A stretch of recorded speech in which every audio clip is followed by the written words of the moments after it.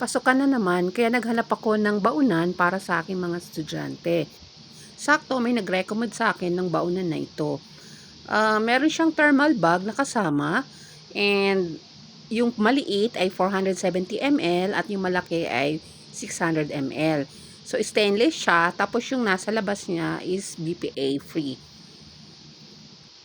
Yung 600 ml pwede siyang lagyan ng kanin, tapos yung 470 ml pwedeng ulam or soup.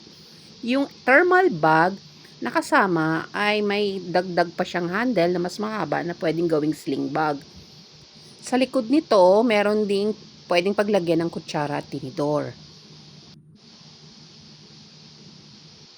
Dahil may flask bottle kami for the water, bumili ako ng separate na thermal bag na mas malaki na pwedeng ilagay yung Aqua Plus bottle na patayo at hindi matutumba.